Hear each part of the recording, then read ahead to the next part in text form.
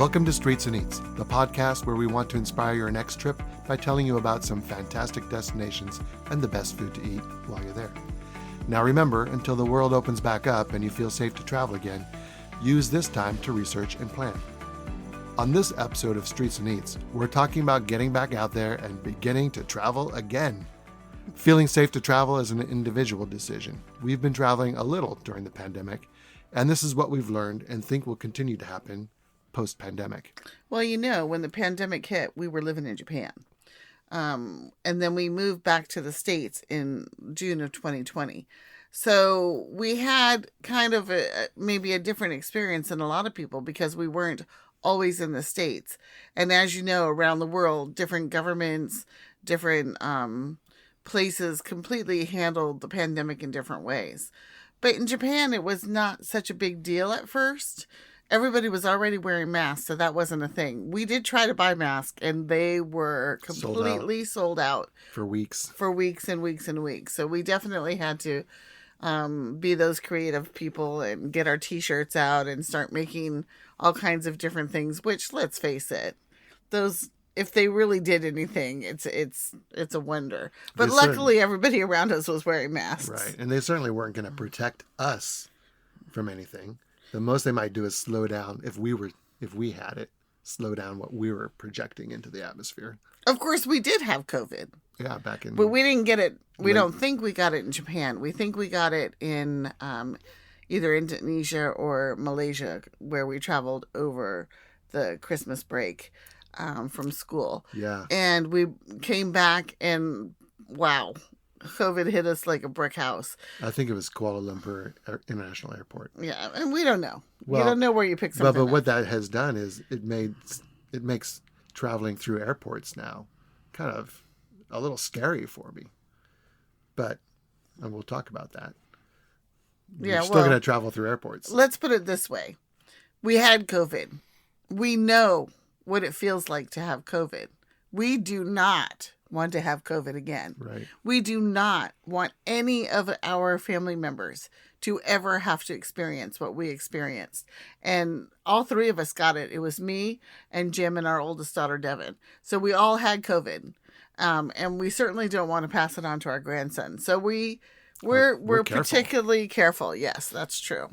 Okay, so what happened was we decided to come back to the States last June of 2020. So everywhere across the world, the pandemic had taken hold. And here we were about to get in an airplane, which at this point is pretty unheard of. We get into the Tokyo airport and it is a ghost town. Now, if you've ever been to Tokyo airport or really anywhere in Japan, it's always crowded everywhere. Yeah, there's people. There are people. There were no people in this airport. Very, very few. We got to our gate.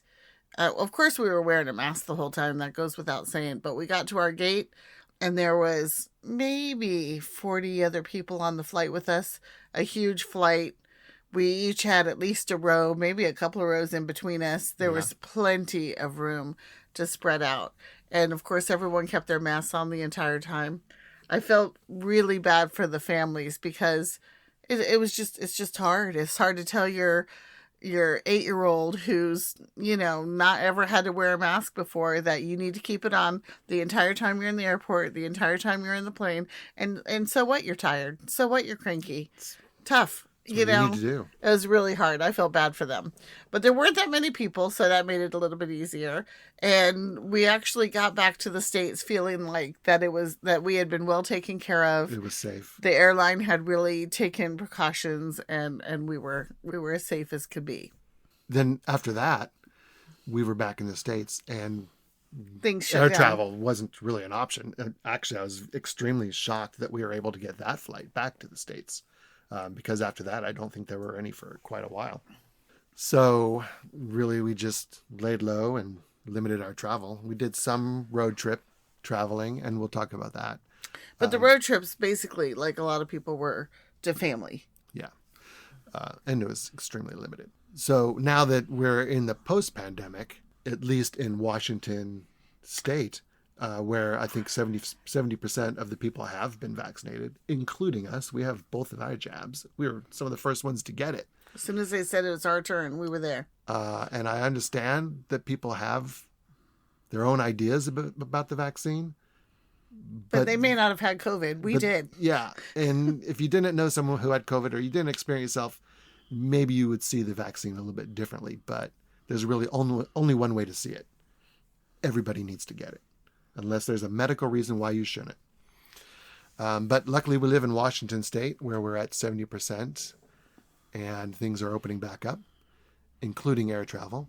And so we just recently did another airline trip. It was our first one since last June in 2020. So a year later. Things are definitely different. We flew from SeaTac to LA. Which are both really large airports. Both large and both in areas where the vaccines are pretty successful. They have a pretty successful rate. And they're opening back up statewide in both of those states, California and Washington. And so as you're walking through the airport, first of all, there was a lot of people. There was a lot more people than I expected. And second of all, I expected a lot more of the vendors to be closed then. And I'm not sure I saw any closed vendors. Everything was open. Food options, shops, the perfumeries that we just love. Everything was open. Everything. You still had to wear masks. Yeah. You have to wear a mask before you enter the airport at the very beginning. So as you're getting out of your car with your luggage, you're putting your mask on. Yeah. And you have to wear it the entire time. If you're eating or drinking, you can remove it to eat or drink. But you're basically, the first thing you do is you go through, check in your bags, whatever, and go through security. Oh my gosh. Seattle does not have it down pat. The lines are completely ridiculous. First of all, the line, you take a look at it and you're like, get me something out of here. Because it is, you probably have to walk 2 kilometers through a line. It's a line. It's long and people are complaining and it's hot and you're wearing a mask and it was just miserable. So of course the new vendor Clear was there, where you could pay to have a membership of something like $180 a year. And then you can go right through to TSA. Well, that's all fine and dandy if A, you have the cash, B, you don't have a huge family to pay for, and C, you're planning on using $180 worth of clearances. Because a lot of travel. Come on. Yeah, one flight, that's not $180 worthy to me. No way. You have to find what's important to you. Even if it's a round trip there and back. But they were doing a pretty booming business. Oh, they were really raking it in that day and I think any day in Seattle, because the line there is just completely ridiculous. So long. And we were in line no less than 40 minutes, which doesn't sound like much. It did move. It did move because it was moving, but it was horrid. A lot of up and down in a Disneyland type line. But one thing I did notice at Seattle, and we're going to do this the next time we go through, and check at your airport, look around at the security area, because they had signs up for a system that was in place where you could scan the QR code and get on like a waiting list type thing. And then you would get called when it was your turn to come up you get called on the app when it was your turn to go through security. So you didn't have to stand in the line. What? So we're going to check that out. That? Well, we were already halfway through the line at that point. This is true. Okay, well, we'll see. We'll keep you updated on that. Or you keep us updated if anybody gets a chance to try it out. Yeah. But anyway, remember those times before the pandemic and you had a flight anywhere in the U.S. and you were like, oh, they say to get there 2 hours early, but, it's domestic. It's okay. It's domestic. I can get there within an hour. Don't try it. Maybe your airport's small enough that's still true, because let's face it, some airports in the States are very, very small and easy to get through. But I would still give that one more time than you normally would. I don't know. I guess I'm a worrywart, and I don't want to have to put out the people pick me up on the other end, or have to get a different hotel room or whatever I've set up. I usually just want to get on my flight and get it over with. I don't know about you guys, but anyway. I don't think you should try that tactic. You should, if it says be there 2 hours, prior or 3 hours prior, just do it. Follow it. Just follow it. Okay, so we were traveling. I may be the only person who really listens to people and TSA guards, but I think they get a bad rep sometimes. The security guys. The security guys. So we're going through the Seattle airport, and we finally gotten up to the machines. And the guy's like, the regular rigmarole. If you've got a laptop, take off your shoes.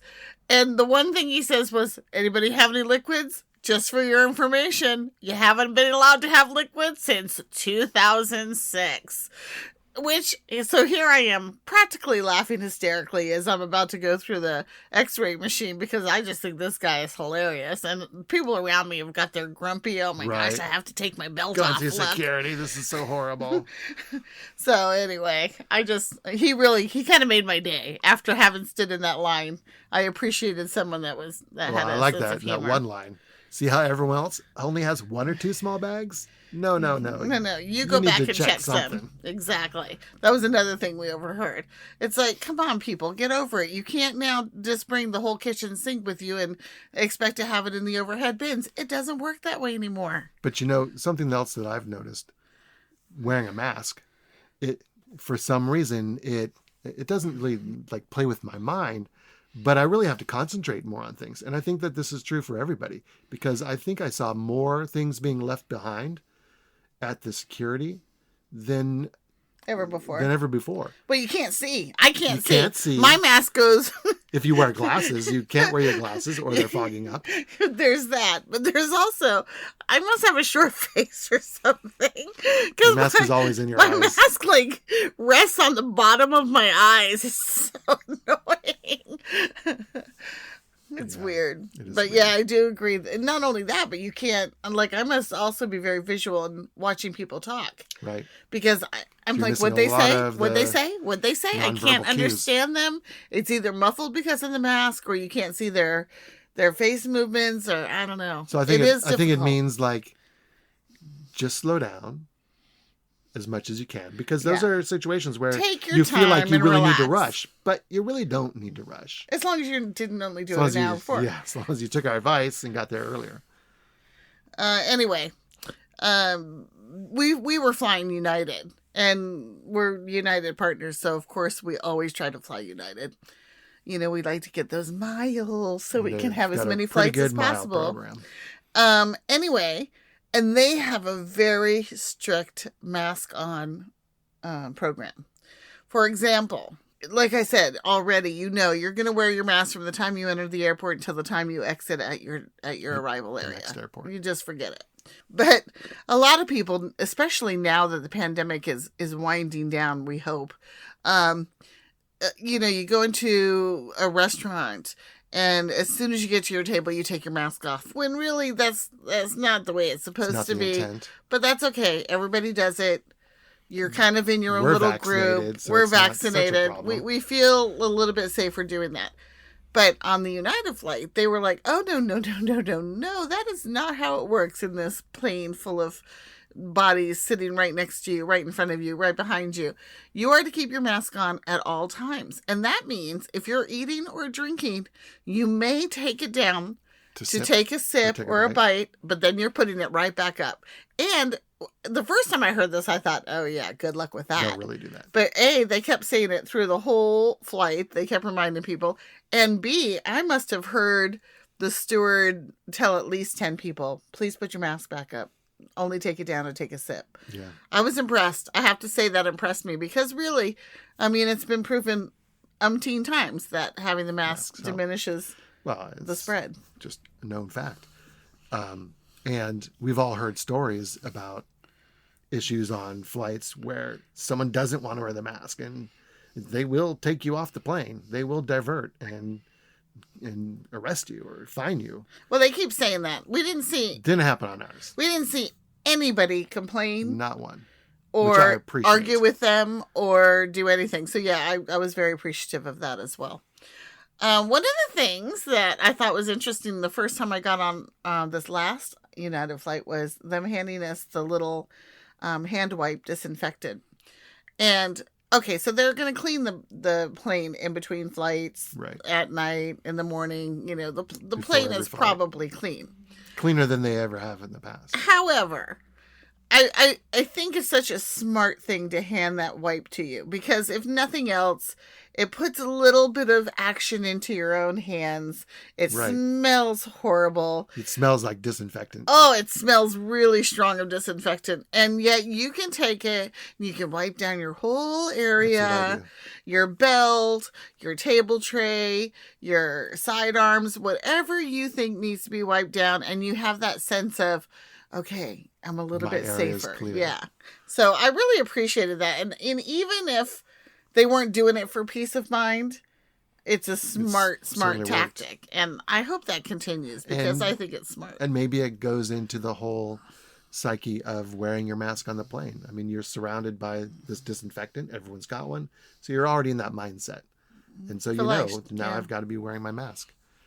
Well, but like we said, every plane has been full. Every seat full. But they did offer snacks. Which on I the was United really flight, surprised. which I really didn't expect from because they domestic. weren't even really doing that before the pandemic. On domestic flights, right? Unless you were flying overseas. Now you still have to pay for Alcohol. or if you wanted a meal, you could get a meal. But there's no cash, so you can't use cash on board at all, and there's no credit card reader either. It's all done with an app, at least on the United flight we were on. So be ready for that if you want to have a drink or if you want to purchase a meal beforehand. You've got to do it through the app. Oh, well, one thing that they haven't done also is they didn't sell any of the little, the kitschy stuff or the alcohol. What do you call that stuff? Where you buy it on board. You have the catalog. The duty free. The duty free. Yeah, but it was a domestic flight, so we don't know if that's... Well, but I don't they have those catalogs on domestic flights as Actually, well? they probably do. The Sharper Image. Yeah, and I stuff mean, like it's to make money. that. Right. So they weren't But making not the that duty money. free. So you're right. But anyway, they'll probably They be did have coming the back. magazines, and the magazine had some statement on it about Yeah, it did. how it had been molecularly whatever. I wish I kept that. That was hilarious, actually. I'm not sure I believe that. And I wasn't going to waste my wipe on the magazine page by page. And I did read it, so I touched it. But you read it. Yeah. I love reading those magazines. Okay, so the bottom line is, if you're someone who needs to eat more than have one little snack on the flight, then you need to bring yourself some snacks and have them with you. And the same thing goes for your children. I mean, I think it's always a good idea to have the kids have a few extra snacks. We stopped bringing them. Our kids never ate them, but that was a whole different time back then. Nowadays, I would make sure to have snacks for the kids, because even just waiting for that one steward to get from the front of the plane to the back of the plane, or vice versa, or however they're doing it, Pretty long. can be hard for kids. And so I would highly suggest you bring snacks for the kids. You know where that food's been. It's clean. The kids can eat it. It helps them when they're going up in the plane. It helps when they're coming down on the plane. Anytime you're chewing, that's good for the kids. So do with you. remember to bring snacks. You're not going to get much, and you haven't been able to get much free on a domestic flight for In a years long time, anyway. really. But now it's even tighter. Along the other with thing that- is that you really need to dress in layers. You are not going to find a blanket or a pillow on an airplane Anymore. maybe ever again. Yeah, but, I don't know. I mean, they may come back, but certainly not for a while, not until everything is completely clear. So wear layers. Bring your own, like a fleece blanket in your backpack, Especially for kids again. or a blow-up pillow or a neck pillow. I don't know about you, but getting on a plane in shorts with no socks on my feet, that cold air, because of the cabin pressure and the air system, it just makes me cold. And if I'm cold, somebody else is cold as well.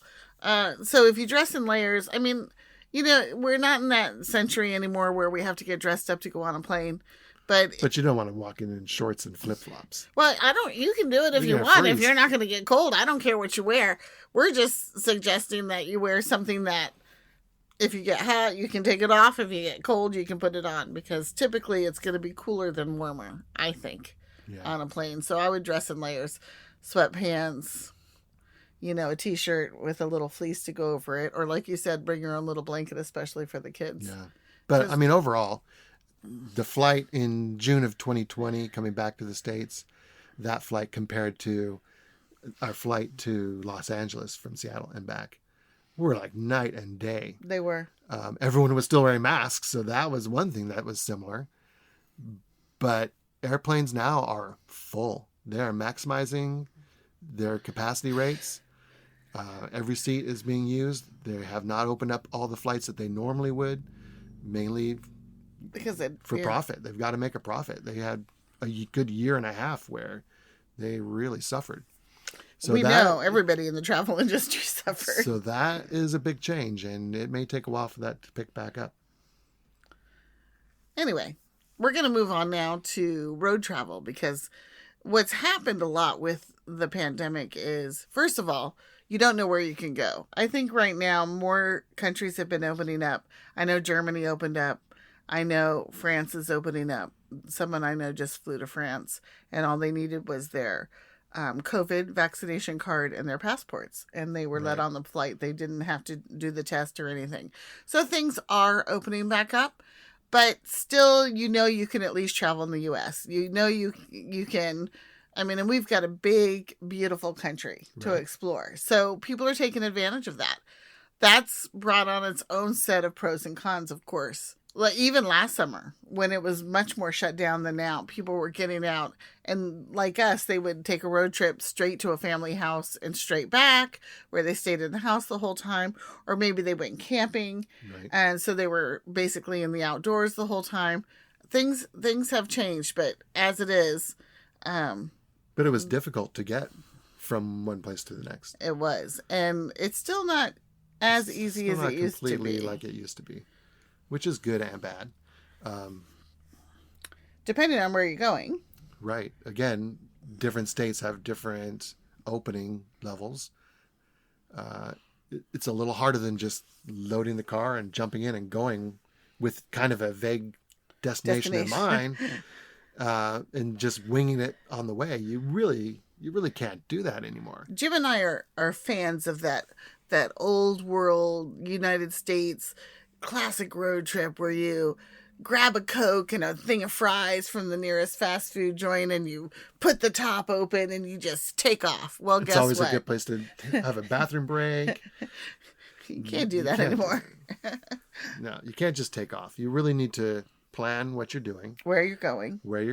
Make sure that things are even open. Yep. You want to double check opening levels. Can you get into a restaurant at all? Or is it all still takeout in the area where you're going or that you're traveling through? Hotel reservations are, I think, a must at this point. You don't necessarily need to map out or plan your road trip, like a multi-day road trip, every night in advance of where you're going to stay. But what you do need to do is every morning before you hit the road, know about how far you're going to go and make a reservation for that. Because it might change. That happened to us. Yeah. We were going down to California. We planned to stop in this one town. It was booked solid. And we end up having to go to the next town. Which, okay, doesn't sound that hard, but it's so frustrating if you're doing that while you're driving. And most of the hotels, if not all the hotels that we've stayed in the last year and a half, and we've stayed in a few, maybe not as many as some, but probably more than others, they've been packed. They've been to capacity because depending, again, like you said, on the state limitations, if it's a 50% occupancy rate, well, that's 50% of the rooms that you just can't stay in, period. And early on, some of them were 25%. Yeah. So even now, they're getting back to 100%. But because that's the travel option right now for many people, is to hit the road, take a road trip. It's summertime. That's what you do in the summertime. And the idea of that great American road trip is just that much more powerful right now because we want to get out there. We don't necessarily want to climb in a plane, but we want to get outside. We want to get outdoors and go somewhere. And so, yeah, everything. Road traffic is so much higher. Reservations, you've got to make them. Oh, you're not going to get a campground just showing up unless it's a first come, first serve. And you get there early in the day. If you didn't make a reservation for a campground 6 months ago, forget it. It's not going to happen. Yeah. Like in Washington, a lot of the places that people camp are in the state campgrounds, but the state campgrounds shut down. Now, I think they're all open at this point, Yeah, they all opened up in May. but it took a while. It took a long time for them to get open. So people taking that as a warning, they started making all their reservations as early as they possibly could. And we suggest you do that as well. As soon as you know you're going somewhere. We got really lucky. We're going on a big road trip starting tomorrow, in fact. And we're going for a month. So we'll have lots of new content for you. But on top of that, we decided to, which we've never, I don't think, ever done before. We've always had a basic skeleton of a structure where we're going, of course. But this is probably the first time ever that we said, okay, we're only going to drive so many hours. We're going to stop in this place. Okay, let's make a campground reservation. Okay, we're going to stop in this place. Okay, we're going to stop in this place. And we've mapped it all out. We mapped it out, and we have reservations for almost all of it. If you could make a reservation there, we've made it. And we did all that 2 months ago. At least 2 months ago. Because we knew we were going. And you can't, especially for like the big national parks, forget it. If you don't have a reservation at this point in the summer, you're not going this summer. But yeah, we mapped it all out. If I couldn't find someplace that you can make a reservation, then I found a couple of options that are first come, first serve. So who knows? We may still end up parking occasionally in a Cracker Barrel parking lot or a casino parking lot. So if you're there, we'll see you there. Yeah. Oh, we're taking our trailer. We're not doing hotels. So this is a trailer tour. Yeah, for us, this is a trailer tour. We just bought a brand new travel trailer. Finally replaced our pop-up trailer. Yeah. It's a nice step up. So we do a little bit of everything. Of course, we stay in hotels, places, we camp places, we do all kinds of stuff. Anyway, one of the ways that you used to road trip, and now I think you can get back to that a little bit, is you could, you didn't really have to worry about what you brought because, let's face it, America's home to the fast food. It's part of the road trip. Yeah, it's part of the road trip. Finding that good food along the way. Well, not just finding good food, but I mean, like you would eat fast food. Pretty much every day you would either have one of the biggies, you'd have Taco Bell or you'd have McDonald's. We counted McDonald's when the kids were really little and we were going cross country. It gave them something to do. We'd count the McDonald's. Well, and also what we would do with that, and we do this around the world with McDonald's, is you can judge the economy based on the value of the Big Mac, the price of the Big Mac. And you can base their local food scene about, sure. I mean, we used around to the world, say. For sure. Around the world. If the McDonald's was good, the local food was not as. Right. But I don't know how true that is, but that's what we used to say. That was a long time ago. Just fun seeing the different things that you could get at McDonald's. You used to be able to get food everywhere you go. And again, you can pretty much do that now too and take it out. Use the bathroom while you were there. But you used to be able to always go inside the dining rooms and use the bathroom. It was a great extra potty stop because get all your stops done at once. During the pandemic, I think they might be all open now. I'm not sure about every state, but there were even the road. What do you call those things? Road stops. What do you call them? The rest Pit areas. Stops. Rest areas. Even they were closed. They're opening back up in Washington and in California. In the West. But I'm not sure about every state. We'll find out. We'll find out as we go east on this trip. But there's less people working. And yet there's a higher standard of cleanliness. So those two things kind of work against each other. And you have to be very careful about planning how often you're going to stop.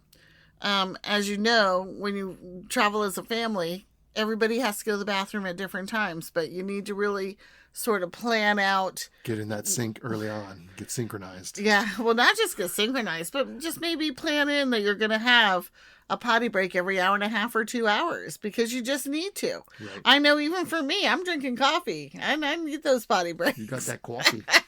I got my coffee, man. Wicked coffee. Anyway, we're not going that far east, unfortunately. So what we did during the pandemic is we made sure we stopped at those big truck station stops because those were always open and they always had takeout food and they always had their little convenience store open and they always had the bathrooms open, which is important. And one thing that COVID did was it really raised the cleanliness levels. I hope that's going to continue. So now, even though it's still opening more and more up, and you can go into McDonald's, and I think most of their dining rooms are now open, and you can go into the bathrooms now, I think we need to get back to planning a little bit more before you leave. So you have to sort of plan on having your snacks, maybe plan on a sandwich lunch along the way, so that you don't have to get stuck somewhere finding out, oh, here I am in the middle of nowhere, and this little town's supposed to have 3 fast food places. Oh But my they're not open gosh, they're not because they're open because right. COVID just had another wave go through this town. So, have a backup. Have some, not only snacks, but Drinks. maybe drinks Bring and a small lunches. cooler that you can either plug in or just keep things cool each morning with a frozen water. And the other thing is cleaning supplies. Even though the cleanliness factor has gone up, as you mentioned, at the very least, you need that bottle of sanitizer in your car door. So Always. that every time that you've made a transaction, whether that's getting gas, even if you're wearing a glove or whatever, or going into the bathroom, like you should have seen me. I was pretty good at using those elbows, man, to Right. get in those doors. Still are, because my elbows are in shape now. But you get back in the car and you just want to make sure that your space is clean. You don't have to worry about those pesky germs. So you want to have the sanitizer, but you also want to have, like, if you're going to a hotel and you don't know about whether or not all the restaurants are open, or if you're like us, we like to eat outside because we feel a little safer if we can find a restaurant that has outside seating still, even because it's not over yet. It's really not. It's just not. We're vaccinated, and most of the people around us are vaccinated. Our families are vaccinated, but we don't know about everybody else. Yeah, so we like eating outside. But if you can't do that, then again, you might go back to takeout. So maybe bring your picnic basket that has your a couple of plates, some plastic silverware or whatever. And also, this is important, dishwashing fluid. Because whether you're washing out your water mug, your Yeti, your car mug, whatever, then you have something to wash it out while you're there. So cleanliness, you got to think a little bit outside the box too. Also, definitely get a bunch of those hand wipes for the kids. They'll go a long way. So if we were summing up post-pandemic road travel, it has its own challenges. There are more and more people on the road. Traffic is heavy. It's really heavy. Gas prices have skyrocketed. It's typical in the summer for gas prices to go up anyway, but I think post-pandemic gas prices were up in general. So be ready for that. But it's not slowing people down. There are more and more people out there. Hotels are at or near capacity. You really need to make also that expensive. Reservation. Prices are coming up everywhere. Restaurants are opening back up. Again, if you're doing a multi-state trip, you really don't know what to expect in the next state over without some prior planning. So, look along that route that you have an idea for and see what's happening. And maybe just plan a few more meals where you're not always relying on restaurants anyway. Right. Simply for your own You have that with personal you, safety. so you're ready, and keep that in mind. It's not just about traveling, but it's about traveling safely, and what that means to different people might be different. But I still wear my mask almost everywhere I go, even though I'm not. They don't tell me to. If I go inside somewhere, if I go in the grocery store, I'm wearing my mask. But I guess really, for us, the biggest change is the loss of spontaneity. Yeah, I agree with you. So, I mean, as we come to a conclusion, things have changed. That's a given. We are, I think, much more appreciative of being able to get out of our houses, to go and get out of our state even, and go places. If pretty soon it'll be even overseas in a much more regular, there's people already traveling, but much more people will be doing that. But I think that because of this appreciation, we also need to take in the lessons we've learned Right. during the pandemic. Living in Japan really made me conscious of what masks do before the pandemic even started. So when we were there teaching, we taught on military bases. And of course, there's many Japanese who worked on the base. There are many people who married Japanese. And the children would come to school. If they had a cold or something, they would come to school with a mask on. And they left it on the whole time. And it was good because they weren't transferring their germs to anybody else. They probably still needed to wash their hands more and things like that. But the mask protocol was already in place. And it was a normal thing. And it was normal. And unexpected. I'm really hoping, really hoping that we can adopt that idea that if you're sick, we have sick days for that. So take them. Don't go to work sick. We've all done it. Multiple times. Well, and some people really don't have a choice. They have to. And if that's you, or, there's always that day or two at the beginning or at the end when you're kind of over it. You're not really that contagious anymore. Well, you don't know, really. But you don't know. So wear a mask. Yeah. Put your mask on. If you have a temperature, though, the general rule is, according to school nurses, and that's what I'm going to go by because that's what my whole life was, stay home. Following is you stay home. If you have a fever, it means that your body is trying to fight it. If it's trying to fight it, it's life. So that means if you have a fever or your children have a fever, keep them home. If you have to go around that time, then you should have them, or you yourself should wear a mask, because what that mask does is protect the other people from your germs. Right. And it also protects you, but it's more so to protect the other people. And I think that's such a important lesson to learn. Yeah. That it is our responsibility to protect. It's not just about you. It's about the community. It's not just about you. It's about being a kind, giving, conscious person. So I think something else that along those same lines that we've kind of picked up because of the pandemic is you still see, even places that are open up, you still see the sanitizer stations out. Let's keep that going. Sanitize. And they say, wash your hands regularly. Yeah, wash your hands a lot. There's nothing better than washing your hands. We travel to Africa quite frequently. Well, compared to a lot of people, I guess. And we love traveling to Africa. What do you think of when you think of Africa dangers? One of the things you think of is malaria. A very real danger.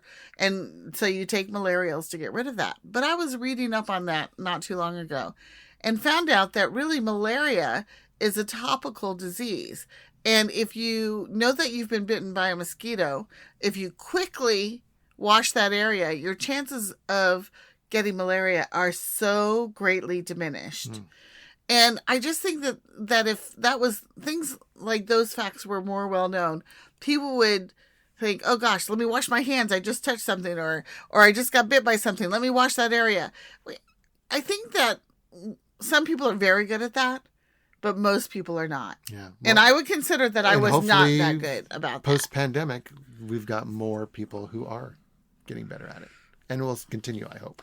I'm hoping that two things that will be added to everyone's day pack or their travel pack or their purse or whatever you carry around with you is a mask and hand sanitizer. Mm-hmm. Yeah. And that you use them when you need to. I do think the cleanliness factor has gone up, like you said. In general, I think hotel rooms are hotels and restaurants and other businesses are really taking that extra effort to make sure that people go in and wash the bathrooms, wash the washrooms. I can't tell you how many times I've gone in and there's someone in there cleaning, no matter where I am. And that makes me feel good. I hope that continues. And the other thing I hope continues is people wearing masks and gloves in food service. Again, our state is opening back up. I think we're at 100% capacity allowed in restaurants, but they're still wearing their masks. All the service people are still wearing their masks and their gloves when they're I don't know if they all are. Most of them, a lot of them. Because we've seen both. That's true. But for example, we were just in LA, and one of the local bakery chains is called Porto's. It's a Cuban bakery. Oh my gosh! If you're near LA, check one out. Get the tres leches cake. Delicious. Get the tres leches cake. Yep. Or Get anything. anything. It's all good. Is it all good? It's all good. Anyway, but it was so nice. First of all, as you walk in the door, from the guy who's meeting you at the door to the bakers, to the people behind the counters, to the cashiers, to the people cleaning the tables and bussing the tables and cleaning the floors. Everybody I saw was wearing masks. All the food handlers were wearing gloves. That just made me smile, because really, shouldn't it have always been that way? I mean, I think we've come a long way from Shouldn't just the wearing... people handling your food always be wearing I know. masks I think and it's gloves? more important than just hairnets. Right. You know, I'm not as worried about a hairnet falling, or a hair falling into my food, as I am about the person sneezing or coughing. Who knows what? Can you imagine? Anyway, so we're really, really hoping that in food service especially, that masks and gloves become a standard. All right. Well, I think that brings us to the end of the episode today. So even though we've all missed out on travel and have had to change things up over the course of the last 2 years, at least we've learned a few things. And hopefully our travel will be safer and better because of it. If the pandemic did anything for us, it made us appreciate life, our families, and of course, our travel even more. As you begin to venture out, please stay safe. Okay, thanks for joining us at Streets and Eats, where we want to encourage you to savor the adventure. Please remember to hit that subscribe button and tell all your friends. Ciao for now.